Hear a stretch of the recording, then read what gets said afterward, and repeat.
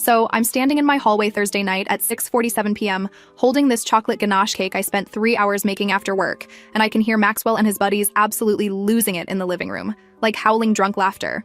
I'd left my office early, picked up our daughter Nora from daycare, dropped her at my parents' house, grabbed all the party supplies from Target, and busted my ass to get home before he did to set up his surprise 30th birthday party. Except he beat me home. And I walk in to find 5 grown men sprawled across my sectional with beer cans everywhere, watching something on our TV that has them cackling like hyenas. Our wedding video. They're watching our wedding video from 3 years ago. I'm frozen in the doorway with this cake, and Anthony points at the screen going, look, here it comes. And Maxwell goes, oh man, watch this. And I see myself on screen in my wedding dress talking to my aunt by the dessert table. The camera pans and there's Maxwell near the bar with Lisa. My best friend since high school, Lisa. My maid of honor, Lisa. And even in the video, you can see him lean in and kiss her. Like actually kiss her. Not a peck. His hand is on her waist and everything. I never saw this happen at my own wedding because I was busy with 200 other guests, but there it is on video, clear as day. And Maxwell goes to his friends, remember when I kissed Lisa during the reception? She could not resist me that night. And his friend Simon is dying laughing going, your wife never suspected a thing, she was too busy with guests. And Maxwell just shrugs and says she's so naive. I'm still standing there, cake in my hands, decorations in my car. My phone is in my back pocket and I pull it out so carefully and start recording because what the actual hell is happening right now? Then Maxwell takes another sip of his beer and says, been secretly meeting her for 2 years now. His boys are high-fiving him. Anthony goes 2 years, man, that's impressive. And Maxwell goes, honestly, I only stay because her dad pays our mortgage and she does everything around the house like a maid anyway, so why would I leave? They all clinked their beers together. Clinked them. Like it was something to celebrate. I recorded a solid 2 minutes of this before my hands started shaking too much. They were ranking Lisa versus me, discussing how Lisa is more fun and doesn't nag about cleaning the garage or spending money, how I'm basically a live-in house manager who happens to share his bed sometimes. Maxwell said those exact words. Live-in house manager. I backed out of the hallway so quietly, put the cake on the kitchen counter, walked outside, sat in my car in my own driveway for like 20 minutes just breathing, because I needed to not go back in there and commit a felony. My dad has been paying our mortgage for 2 years since Maxwell's startup failed and he couldn't find work for 8 months. My dad who writes the check every single month because Maxwell promised he was getting back on his feet and just needed time. My dad who thinks Maxwell is a good husband because Maxwell plays the part so well at family dinners. I've been working full-time, doing everything at home, taking care of Nora who just turned 4, meal planning, all the invisible labor, and apparently also being the punchline of jokes with his disgusting friends while he sleep with my best friend. 2 years. 2 years he's been meeting up with Lisa. I did the math sitting in that car. That means it started when I was pregnant. When I had hyperemesis gravidarum and couldn't keep food down for months, and Maxwell would say he was going to the gym or meeting his buddy Francis for drinks. When I was so sick, I couldn't get off the couch and he'd come home at 10 p.m. smelling like perfume. And I actually believed him when he said Francis's girlfriend wore too much perfume, and it got on him when she hugged him goodbye. I called my sister Alicia from the car. Didn't even say hello, just started ranting, and she goes, what?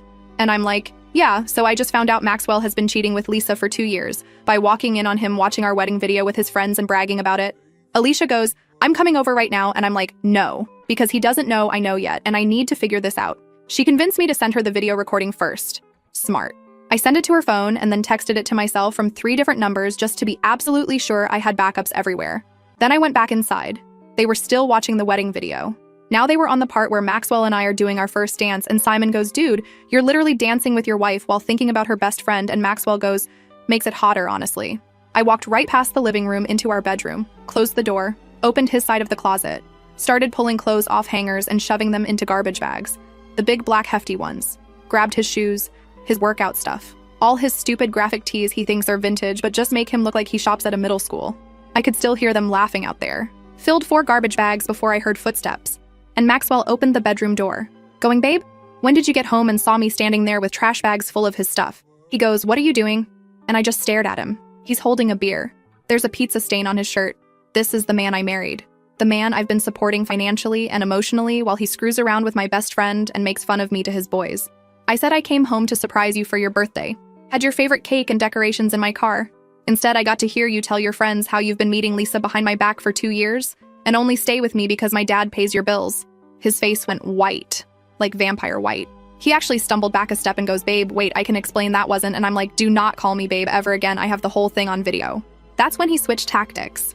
Started saying it was just guy talk, locker room stuff. He was exaggerating to sound cool in front of his friends.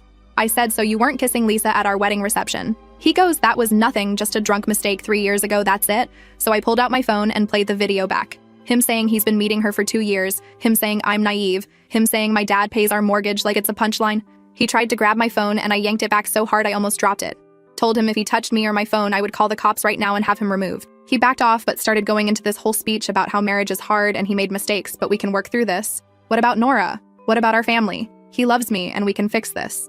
I asked him point blank how many times he's been with Lisa in the past 2 years. He wouldn't answer, just kept saying it doesn't matter, and we should focus on moving forward. I asked where they meet up. He said that's not important. I asked if it was happening in our house when I was at work, and he goes, no, never here, I would never disrespect you like that. Like, that's where he draws the line on disrespect. His friends were still in the living room. I could hear them being suspiciously quiet now, which means they definitely heard us fighting. Maxwell kept trying to touch my arm, and I kept stepping away, and finally he goes, can we at least talk about this privately without everyone here? And I said, your friends can leave, but you're not staying in this house tonight. He actually laughed, said this is my house too, and I can't just kick him out. I reminded him, my dad pays the mortgage, which means my dad is on the lease, and I'm calling him right now to let him know his son-in-law has been committing fraud by accepting mortgage money under false pretenses while cheating on his daughter. That shut him up real fast. I walked past him back to the living room where Anthony and Simon and the other guys were suddenly very interested in their phones. Told them all to get out of my house. They scattered like roaches. Just grabbed their stuff and ran. Anthony tried to say something to Maxwell on his way out, and I snapped at him to save it. Once they were gone, Maxwell started up again with the whole, we need to talk about this rationally speech, and I cut him off. Said he has 2 options. Option 1 is he packs a bag and leaves tonight and we handle this through lawyers. Option 2 is I call my dad right now, call Lisa's fiancé Beau right now. Because yeah, she's engaged to someone else, and I post the video on Facebook tagging every single person we know. His eyes got so big when I mentioned Beau. He goes, you can't do that, and I'm like, watch me. I had my phone out already pulling up Facebook. That's when he switched to begging, full-on begging, saying he'll do anything, he'll cut off Lisa completely, he'll go to counseling, he'll prove he can change. He got down on his knees in our living room and grabbed my hands, and I ripped them away so hard.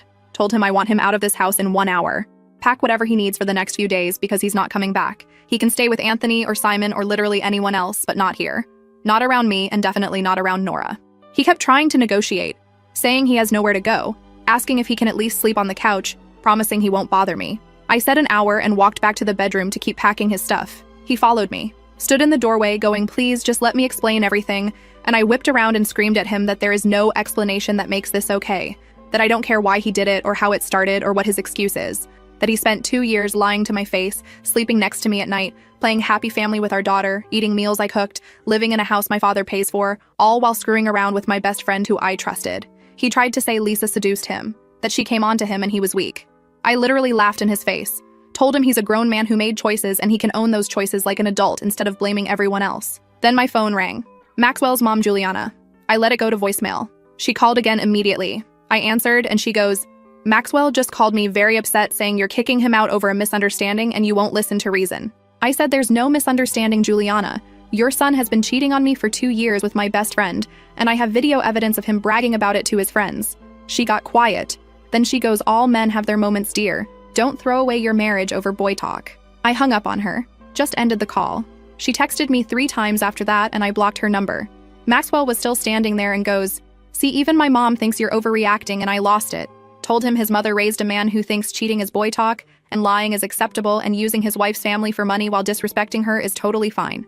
That his mother is the last person who gets an opinion on our marriage. I gave him the garbage bags I'd already packed and told him to get the rest himself. He took them to his car while I sat on the bed just breathing again because the adrenaline was making me shake. When he came back in for more stuff, I asked him if our entire marriage was a lie. If he ever actually loved me or if I was just convenient. He swore he loves me and this thing with Lisa just happened and spiraled out of control. I asked when was the last time he saw her. He wouldn't answer. I said if it was recent, he better tell me now, and he finally admitted they met up for lunch on Tuesday, 2 days ago. He saw Lisa for lunch while I was at work, and then came home and ate the dinner I made and played with Nora before bed and didn't say a word. I told him I want a divorce. He started crying. Actual tears running down his face saying, please don't do this. Think about Nora, we can fix this. I said Nora deserves a mother who respects herself enough not to stay with a cheating liar and a father who knows actions have consequences. He packed 3 more bags. I followed him around the house to make sure he wasn't taking anything that wasn't his. He tried to grab the iPad and I said, that's Nora's for her games and he can't have it. He argued and I said, take it up with your lawyer. Right before he left, he turned around in the doorway and said, you're making a huge mistake. You'll regret this. We're good together. And I'm like, we were never good together. I was just too busy managing everything to notice you were a lying cheat. He tried one more time to hug me. I stepped back. He finally left. I locked the door behind him. All the locks, the deadbolt and the chain. Then I went around and locked every window.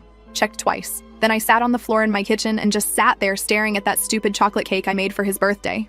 3 hours of baking and decorating with those little fondant toppers he likes. I grabbed a fork and ate cake straight from the platter on my kitchen floor at 9:30 p.m. on a Thursday night. My phone has been blowing up.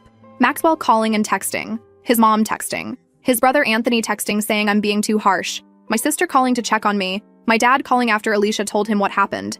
I haven't called Beau yet. Lisa's fiancé. I know I should. I know he deserves to know. But I also can't deal with one more thing tonight. I finally texted Alicia and told her to pick Nora up from our parents tomorrow morning and take her to preschool like normal. I don't want Nora seeing me like this. My parents can keep her through the weekend while I figure out next steps. Shout out to whoever reading this thinking, why didn't you just throw the cake at him? Honestly, same, but that cake was too pretty to waste on his face. I don't know what I'm doing. I don't know if I handled this right. All I know is I'm sitting here at almost midnight on what was supposed to be his birthday party. And instead, I'm Googling divorce lawyers and eating cake alone and trying to figure out how the hell I tell my 4-year-old daughter that daddy isn't going to live here anymore. Update 1 coming because Maxwell showed up at 7 a.m. and it got so much worse. First update. I barely slept Thursday night. Kept checking my phone every 20 minutes because Maxwell was texting me nonstop. Stuff like, we need to talk, please don't do this, and I love you, and this is fixable. And then around 2 a.m. he switched to, I deserve a chance to explain myself properly. I didn't respond to any of it. Just lay there in bed staring at the ceiling in my house that my dad pays for, while this man who's been using me thinks he deserves anything. Around 6 a.m. I finally dozed off, and then at 7:15 a.m. I hear banging on my front door. Aggressive banging. I grabbed my phone and went to the living room, and there's Maxwell outside in the same clothes from yesterday, absolutely pounding on the door yelling, "Open up, we need to talk." My neighbor Lillian across the street was getting her newspaper and just staring. Another neighbor was walking his dog and stopped to watch. Maxwell sees me through the window and starts yelling louder about how I can't just shut him out and we're married and he has rights. I opened the door but kept the chain lock on and told him he needs to leave right now or I'm calling the police. He's like, I just want to talk like adults, and I'm like, adults don't cheat on their wives for 2 years and then show up screaming on their doorstep at 7 a.m. when the whole neighborhood can hear. He tried to shove his foot in the door gap. Shove his foot. I slammed it on his foot and he yelped and jumped back, and I'm yelling at him that he does not get to intimidate me, and if he doesn't leave in 60 seconds, I'm calling 911. Lillian across the street actually pulled out her phone at that point, like she was ready to call too, and Maxwell saw her and got back in his car, but rolled down the window yelling about how I'm being unreasonable and destroying our family. I went back inside shaking, not from fear, from rage. The audacity of this man to show up making a scene after everything he did. I called my dad, told him what happened. My dad, who is the calmest person alive, was fuming. He said he's coming over right now and we're changing the locks today, and Maxwell is not getting a key. Then he said he's also calling the mortgage company to make sure Maxwell's name gets taken off everything since he's been paying it. My dad showed up an hour later with my mom and Alicia. My mom brought breakfast sandwiches from this deli we love. And I actually started crying when I saw her because I'd been holding it together all morning, but seeing my mom just broke me. We sat in my kitchen and I showed them the full video. My mom watched the whole thing with her hand over her mouth, and when it ended she said that boy is not welcome in this family anymore. My dad was so mad his hands were shaking. He kept saying I trusted him, I helped him, I paid for his life while he disrespected my daughter. Alicia wanted to drive to wherever Maxwell was staying and slash his tires. My mom had to talk her down. Then my phone rang. Lisa. Lisa was calling me. Everyone went silent. I just stared at the screen and Alicia goes, "Do not answer that." And I'm like, "Oh, I'm answering," and I put it on speaker. Lisa goes, "Hey, I know this is awkward, but can we meet somewhere to talk?" And I said, "Talk about what exactly?" Lisa. She got all quiet and then goes, "Maxwell called me last night crying saying you kicked him out, and I just want to explain my side." I laughed. Like actually laughed out loud. Told her there is no side that makes sleeping with your best friend's husband okay. She started with this whole speech about how it just happened and neither of them meant for it to go this far, and they tried to stop so many times, but there's real feelings involved.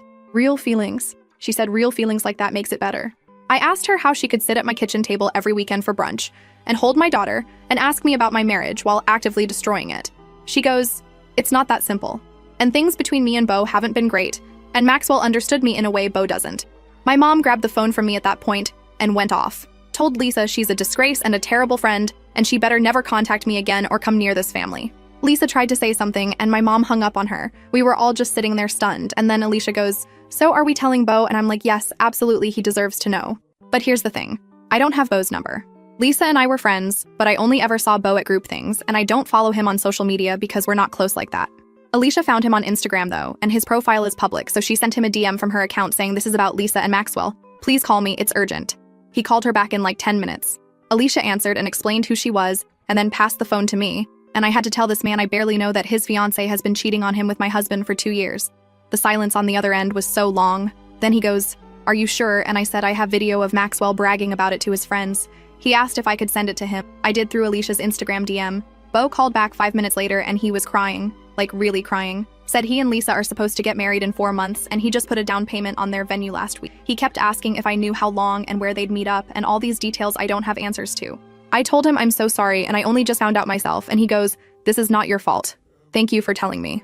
Then he hung up. My mom made us all sit down and eat the breakfast sandwiches even though nobody was hungry. She's like, "You need food in your system because today is going to be a long day." And she was right.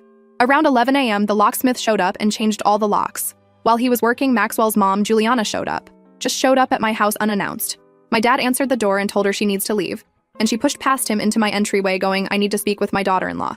I came out of the kitchen and she's standing there with her purse clutched to her chest, looking all proper and concerned. And she goes, "Sweetheart, I know you're hurt, but you're not thinking clearly." She said Maxwell made a mistake, but he's a good man and a good father, and I need to forgive him for Nora's sake. I told her Maxwell spent 2 years lying to everyone, including his own daughter, while sleeping with my best friend and using my father's money. That's not a mistake. That's a choice he made over and over again. She goes, "Marriage is about forgiveness and working through hard times. Every couple has rough patches." I asked her if she'd stay with her husband if he cheated on her for 2 years, and she got all huffy saying that's different and not the point. My mom came out then and told Juliana she needs to leave my house immediately. They actually got into it right there in my entryway.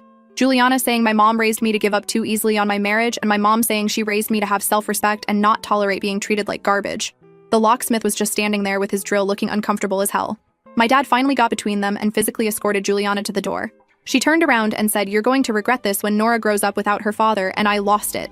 Screamed at her that Maxwell can be a father to Nora without living here and lying to me, and that maybe if she'd raised him better, he'd know how to be a decent human being. She left. My dad locked the new lock behind her. I spent the rest of Friday morning calling divorce lawyers. Found one who can meet with me Monday morning. My dad's paying for it because I cannot afford a divorce lawyer on my salary right now, and Maxwell sure as hell isn't going to pay for his own divorce. Around 2 p.m. I had to go pick up Nora from my parents' house where Alicia had dropped her after preschool. I was dreading it because how do you tell your 4-year-old that everything is changing? But Nora was in a good mood playing with her toys, and she asked where Daddy was, and I just said Daddy is staying somewhere else for a little while. She asked why, and I said Mommy and Daddy need some space right now, but we both love her so much. She seemed okay with that and went back to playing. Kids are resilient, but also I know this is going to get harder. Brought her home and made her favorite pasta for dinner, and we watched Encanto for the millionth time. She fell asleep on the couch next to me, and I just sat there looking at her little face, thinking about how I'm doing this for her too. So she grows up seeing that her mom doesn't accept being treated badly. So she learns what she should and shouldn't tolerate in relationships. My phone would not stop. Maxwell texting asking to see Nora. His mom texting saying I'm being cruel. Anthony texting saying Maxwell is really struggling and maybe I should hear him out.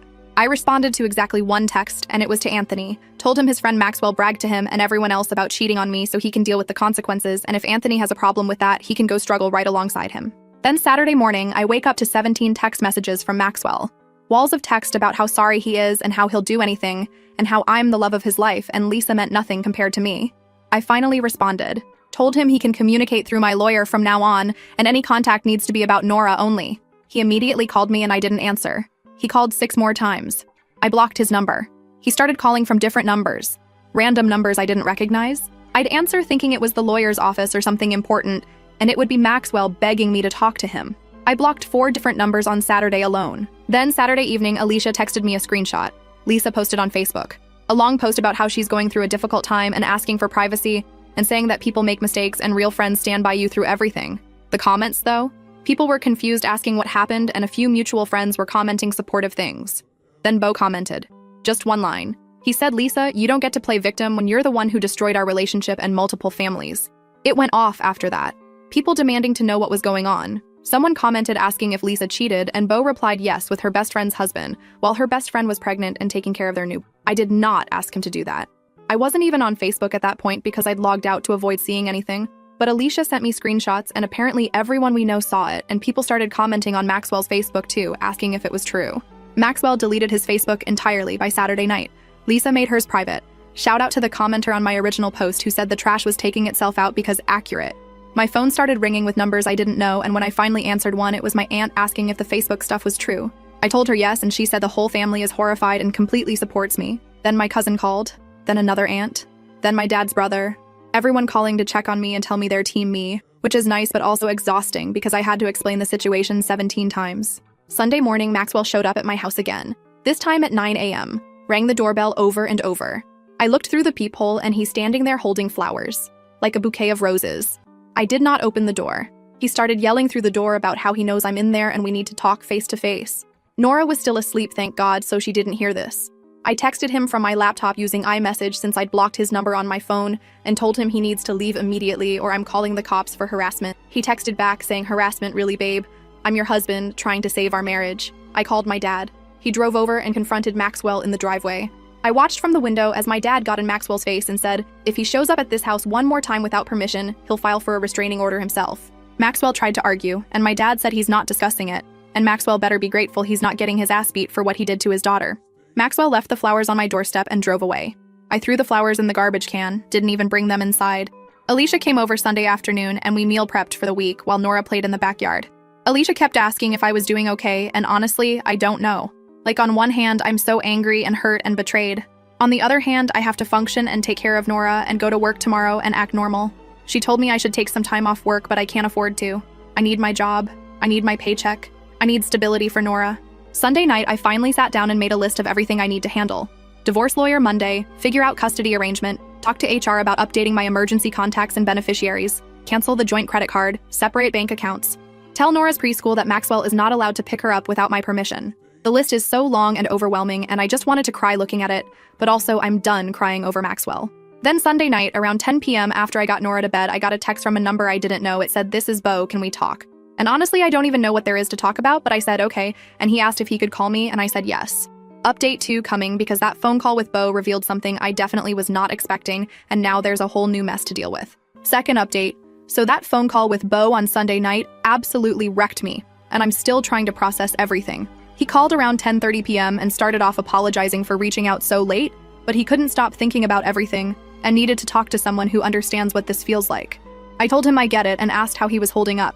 He said he confronted Lisa on Friday night after I sent him the video. She denied it at first, said Maxwell was lying and exaggerating to impress his friends. But Bo kept pushing, and she finally broke down and admitted they'd been seeing each other, but insisted it wasn't serious, and only happened a few times. I asked him if he believed that, and he goes, no, because then he went through her phone. Lisa had apparently left it on their kitchen counter when she went to take a shower, and he just picked it up and went through everything. Her passcode is his birthday, so it wasn't even hard. He found months of messages between her and Maxwell on Instagram DMs. They have a whole thread going back almost 2 years like I suspected. But here's the thing that made me want to throw up. They weren't just meeting up for hookups. They were talking about being together for real. About leaving us and starting over together.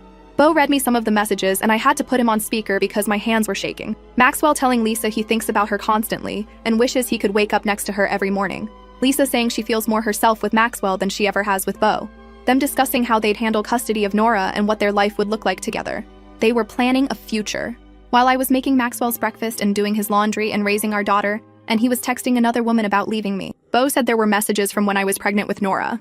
Lisa telling Maxwell she was jealous watching him play Happy Family. Maxwell saying he wished it was Lisa he was having a baby with instead. My vision literally went blurry when Bo told me that. Then Bo said something that made everything so much worse. He asked me if I knew about the Instagram account Maxwell made under a fake name just to message Lisa without anyone seeing. I had no idea what he was talking about, and Bo sent me screenshots through Instagram DM. Maxwell made a whole fake account with a random guy's photos as the profile picture and a generic name like James Peterson or something. That's how they communicated most of the time, so if anyone saw their phones, it wouldn't look suspicious. Bo only found it because Lisa had it saved in her close friends list or something technical I don't fully understand. I spent an hour on the phone with Bo just going through everything. He told me Lisa had been lying to him for months about where she was going, saying she had work events or girls' nights when really she was meeting Maxwell. They'd go to this hotel about 30 minutes outside town. The same hotel every time. Room 347 apparently because they mentioned it in multiple messages like it was their special place. I wanted to scream. This wasn't just cheating. This was a whole secret relationship with plans and routines and their own little world that existed alongside our real lives. Bo asked me if I knew when it started exactly, and I said Maxwell told me 2 years, but I don't know beyond that. Bo pulled up the earliest Instagram DM he could find, and it was from March 2023, right after Nora turned 2, right when Maxwell's job was failing and he was spiraling about money and I was working overtime to keep us afloat. I asked Bo what he's going to do, and he said he already ended things with Lisa. Told her to move out of their apartment. She's been staying with her parents since Friday night and has been blowing up his phone trying to explain herself, but he's done listening. Then he asked me something that caught me off guard. He asked if Maxwell is the type of guy who'd try to manipulate his way back in. And I said, absolutely yes, he's already shown up at my house twice and called from 6 different numbers. Bo goes, yeah, Lisa said Maxwell told her he's not giving up and he knows he can convince me to take him back because I always forgive him eventually. Excuse me. Maxwell told Lisa I always forgive him. Like this is a pattern. Like he's done stuff before and I've let it slide. I asked Bo if Lisa said anything else about that and he said not really, but it was clear from their messages that Maxwell thought I was manageable. That's the word they used. Manageable. As in easy to control and manipulate. We talked for almost 2 hours total. By the end, we were both just exhausted and angry, and Bo said he's glad we connected because at least we're not going through this alone. I told him I'm here if he needs to talk again, and he said same. After we hung up, I couldn't sleep. Just lay in bed staring at the ceiling, thinking about every time Maxwell said he was going somewhere, and I believed him. Every late night at the office. Every gym session that ran long. Every weekend, he said he was helping Anthony move or meeting Simon for a basketball game. How many of those were lies? How many times did he come home and kiss me and play with Nora after spending the afternoon with Lisa in room 347 of some random hotel? Monday morning, I had to get Nora ready for preschool and myself ready for work while functioning on like 3 hours of sleep. Dropped Nora off and went straight to the lawyer's office for my 9 a.m. appointment. The lawyer's name is Franca, and she's apparently one of the best divorce attorneys in the area, according to my dad's research. Her office is in this building downtown, and I sat in the waiting room filling out intake forms, trying not to cry while checking boxes about assets and debts and reasons for divorce. Franca called me back at 9:15, and we sat in her office for over an hour going through everything. I showed her the video of Maxwell and his friends, told her about the Instagram messages Bo found, explained the mortgage situation with my dad paying. She took notes on everything and said this is actually a pretty straightforward case since we have clear evidence of infidelity, and the financial situation favors me. She asked about Nora and what kind of custody arrangement I want, and I told her I want primary physical custody with Maxwell getting supervised visitation until I feel confident he's stable. Franca said that's reasonable given the circumstances and asked if I think Maxwell will fight for custody. I said honestly, I don't know what Maxwell will do at this point because the man I thought I knew doesn't exist. She outlined next steps. File for divorce this week. Serve Maxwell the papers. Start discovery process. Work out temporary custody and support arrangements. She estimated this could take anywhere from 6 months to a year depending on how cooperative Maxwell is. I left her office feeling weird. Like this is really happening. I'm getting divorced. My marriage is over. Nora is going to grow up in a split household. Went to work after that and tried to focus, but my coworker Annabelle kept asking if I was okay, because apparently I looked terrible. I finally told her during lunch that I'm going through a divorce, and she was so shocked because Maxwell and I always seemed happy at company events. That's the thing nobody tells you. You can seem happy from the outside while everything is rotting from the inside. I made it through the workday somehow and picked up Nora from preschool, and we stopped at the grocery store because I needed to get food for the week. We're walking through the produce section and I look up and Lisa is there. Just standing by the apples like it's a normal Monday afternoon. She saw me at the exact same time. We both froze. Nora was sitting in the cart playing with her stuffed bunny, completely oblivious to the tension. Lisa opened her mouth like she was going to say something, and I just turned my cart around and walked the other direction. She followed me. Actually followed me through the grocery store, going, "Wait please, I just want to talk for 5 minutes." I kept walking, got to the cereal aisle, and she caught up and stepped in front of my cart and said, "Please, I know you hate me, but I need you to understand it wasn't supposed to happen like this." Nora looked up at Lisa and goes, "Hi, Aunt Lisa. Why is mommy mad?" And my heart broke because my daughter still thinks this woman is safe. I told Nora to close her eyes and play with Bunny for a minute, and then looked at Lisa and said, "You need to leave me alone right now." She goes, "I'm sorry, okay, I'm so sorry. But Maxwell and we fell in love and neither of us planned it, and it's been torture watching you not know." I asked her if it was torture enough to stop, and she went quiet. I said exactly. It was torture you chose to keep inflicting on everyone. You could have told me. You could have ended your relationship with Bo. You could have done anything besides continue lying for 2 years. She started crying right there in the cereal aisle, saying she knows she messed up and she hates herself and she lost everything. I told her she should hate herself and she didn't lose everything, she threw it away. Then she said something that made me want to slap her. She said Maxwell really does love me and he's devastated right now, and maybe I should consider giving him another chance because everyone makes mistakes. I laughed, asked her if she's seriously standing here defending the man who destroyed both our lives while crying about losing him. She said it's complicated and I wouldn't understand the connection they have. I told her I understand perfectly.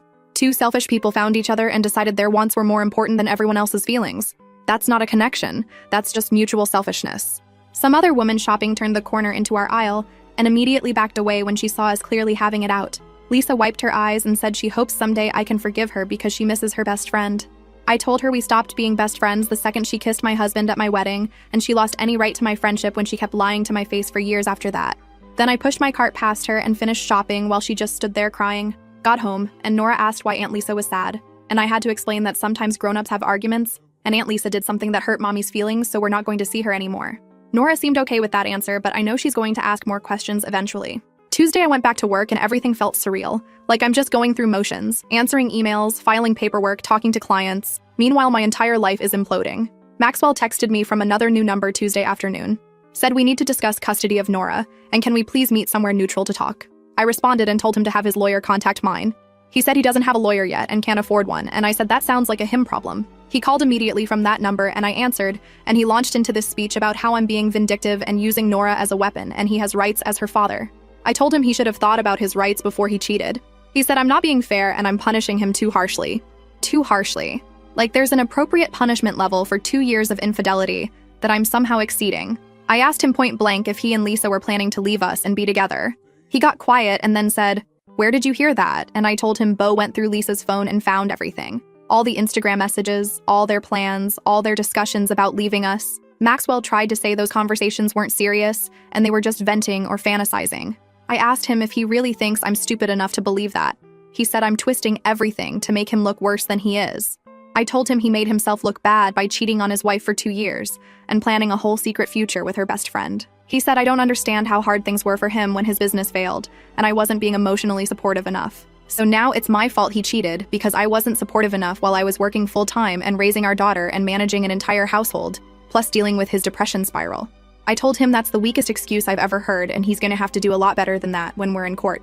He goes, "We don't need to go to court, we can figure this out ourselves." And I said, "No, we really can't, because I don't trust a single word that comes out of his mouth." He started yelling about how I'm being impossible and I hung up.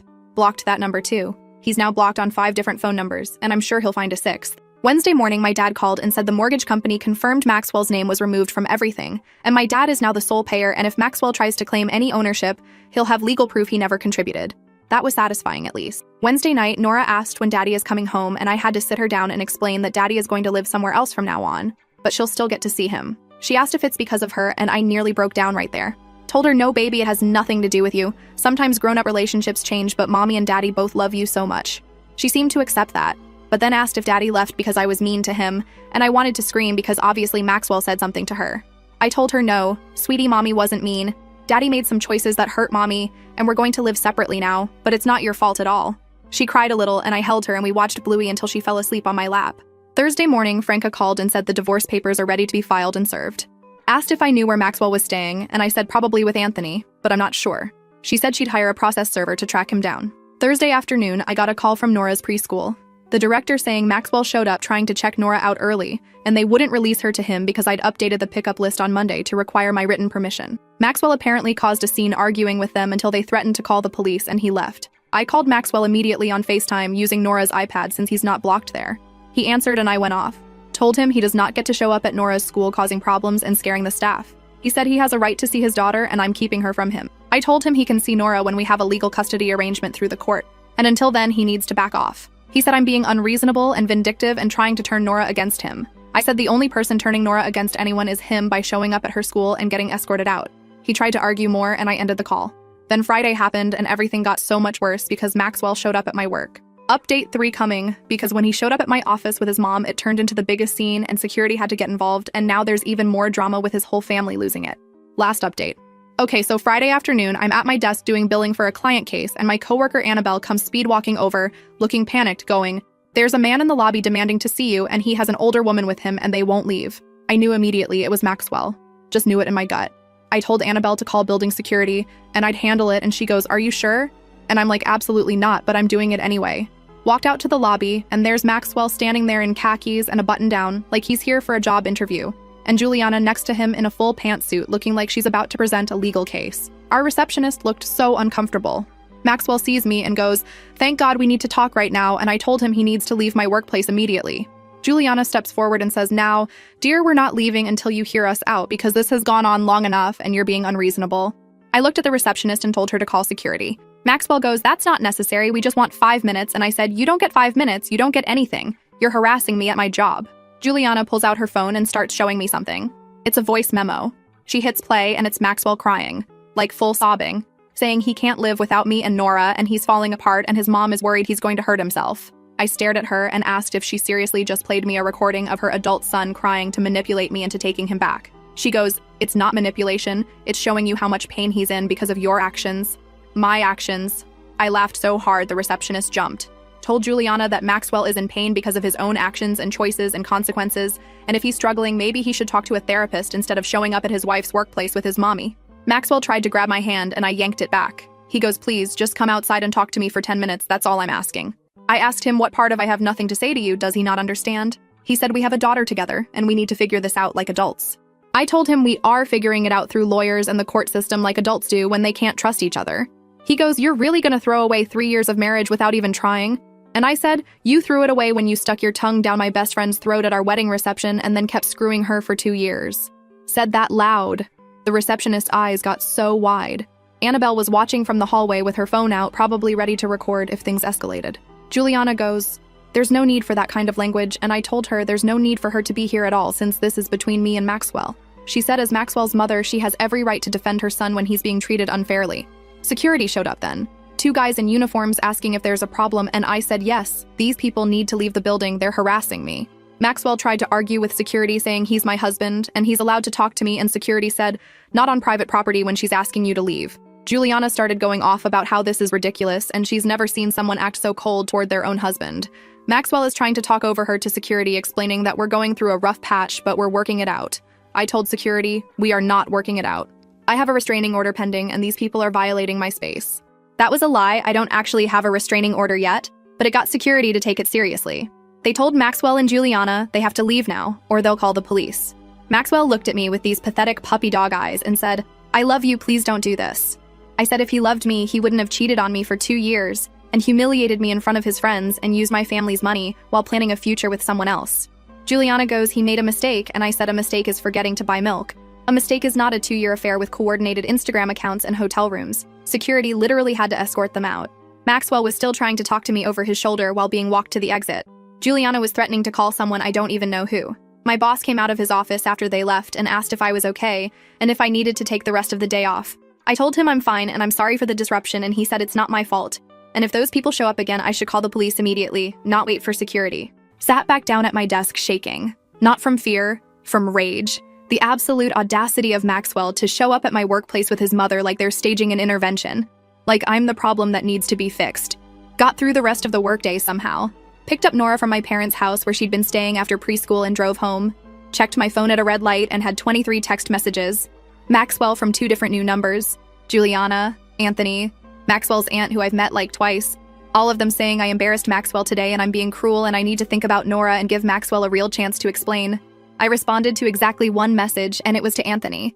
Told him if he or anyone from Maxwell's family contacts me again, I'm filing harassment charges against all of them. Then I blocked everyone. Saturday morning, Franca called. The divorce papers were served Friday afternoon at Anthony's apartment where Maxwell has apparently been staying. Maxwell has 30 days to respond and then we move forward with proceedings.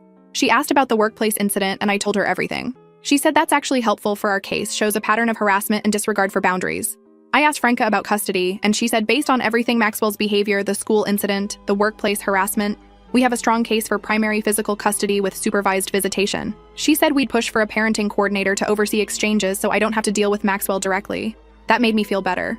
The thought of having to see Maxwell every week for custody swaps was making me sick. Saturday afternoon, my dad came over with my mom and Alicia, and we all sat in my backyard while Nora played on her swing set. My dad said he talked to his lawyer about the mortgage situation, and if Maxwell tries to claim any interest in the house, we have documentation proving he never paid a single dollar toward it. My mom asked how I'm really doing, and I told her honestly, I'm angry and hurt, but also relieved. Like I didn't realize how much stress I was carrying trying to manage Maxwell's moods and keep him happy while doing everything else. Now that he's gone, the house feels lighter even with all the chaos. Alicia said she's proud of me for not backing down, that a lot of women would have caved by now with all the pressure and showing up and family involvement. I told her I'm not caving because the second I do, Maxwell will know he can manipulate me forever, and I'm done being manageable. Sunday, Nora asked when she's going to see Daddy again, and I told her soon we're working out a schedule. She asked if Daddy did something bad, and I said Daddy made some choices that hurt Mommy, and we can't live together anymore. But Daddy still loves her very much. She accepted that and went back to playing with her dolls. Monday morning, Franca called with an update. Maxwell hired a lawyer finally. Some guy who apparently isn't great, but was cheap and willing to take payments. His lawyer already reached out asking if we'd be willing to do mediation instead of going to court, and Franca asked what I wanted to do. I thought about it and told her I want to go to court. I want a judge to see the evidence and make decisions because I don't trust Maxwell to honor any agreement we make privately. Franca said that's probably smart given everything. Tuesday evening, I was giving Nora a bath when my phone rang from a number I didn't recognize. Usually I don't answer those anymore, but something made me pick up and it was Beau. He asked if I had time to talk and I said, sure, give me a few minutes. Got Nora out of the bath and settled with a show and called him back. He said Lisa moved out of her parents' house and into an apartment downtown, and she's been trying to contact him constantly. He's blocked her everywhere, but she keeps finding ways to reach out through mutual friends. I asked how he's holding up and he said some days are okay, and some days he's so angry he can barely function. I told him I get that completely. He said the wedding venue won't refund their deposit because the cancellation was within 4 months, and he's out $5,000 because Lisa couldn't keep her legs closed. We talked for almost an hour just venting about everything. At one point, Beau said, you know what's crazy is they probably still think they're going to end up together. That once the dust settles, we'll both move on and they can just start their relationship openly. I said over my dead body, will I ever be okay with Maxwell and Lisa being together? Beau said same, he'll never accept them as a couple. I told him Maxwell can do whatever he wants once we're divorced. But if he thinks I'm going to co-parent nicely with him and his mistress, he's delusional. Wednesday morning, I had to go into Nora's preschool for a parent conference about her behavior. Her teacher said Nora has been acting out lately, getting upset easily and refusing to share with other kids. I explained that we're going through a separation and things are chaotic at home, and the teacher was understanding but said we might want to consider some play therapy for Nora to process her feeling. Thursday, I got a call from Franca saying Maxwell's lawyer filed a motion for temporary custody pending the divorce. Maxwell is asking for 50-50 physical custody, and for me to pay him child support since I make more money. I laughed. Actually laughed on the phone with my lawyer. Asked her if he's serious and she said, unfortunately, yes. She said, we'll fight it. And with the documentation we have about his behavior, there's no way a judge grants that. But it shows Maxwell's mindset right now. He really thinks he can cheat on me for 2 years, humiliate me, use my family's money, harass me at work and at Nora's school, and then demand 50-50 custody and money from me. The delusion. Friday morning, 3 weeks after this nightmare started, I dropped Nora off at my parents' house and met Franca at the courthouse for our first hearing. It was just a temporary orders hearing to establish custody and support until the divorce is final. Maxwell was there with his lawyer looking miserable. We had to sit on opposite sides of the courtroom and he kept trying to make eye contact with me, and I just stared straight ahead. His mom was in the back row glaring at me the entire time. The judge reviewed both our motions and asked Maxwell's lawyer why his client thinks he deserves 50-50 custody when he has an unstable living situation, no fixed income, and a documented history of showing up at the child's school without permission. Maxwell's lawyer tried to argue that Maxwell is a devoted father who's being kept from his daughter by a vindictive spouse. Franca stood up and calmly presented the video evidence. The judge watched it right there in court with the sound on, and I watched Maxwell's face turn red as his own voice echoed through the courtroom talking about how he only stays for the mortgage and free housekeeping. The judge was not happy, asked Maxwell's lawyer if his client would like to explain himself, and Maxwell stood up and tried to say it was taken out of context, and he was drunk and exaggerating. The judge said drunk or not, those are serious statements that call into question his judgment and character. Then Franca presented evidence of Maxwell showing up at my workplace with his mother after being asked repeatedly to stop contact. The school incident. The multiple phone numbers after being blocked. The judge looked more annoyed with every piece of evidence. The judge ruled that I get primary physical custody immediately. Maxwell gets supervised visitation every other Saturday for 4 hours at a family visitation center with a court-appointed supervisor present.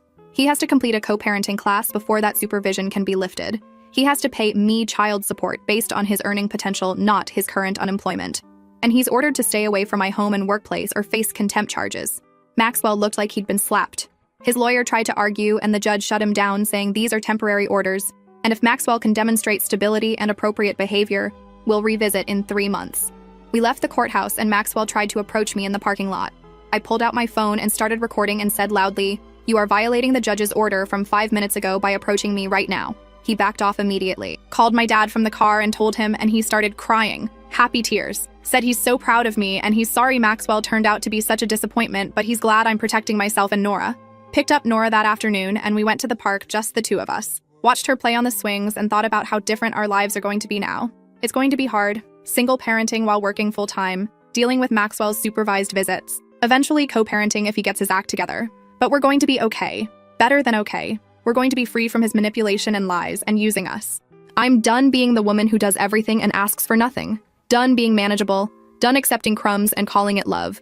To everyone who commented saying I deserve better, thank you. You were right. To everyone who said Maxwell will try to manipulate his way back in, you were also right, but at least I was ready for it. To the person who said the trash took itself out, literally the most accurate thing ever said. I'm 32 years old with a 4-year-old daughter and a divorce in progress, and you know what? I've never felt more powerful in my entire life. Because I chose me.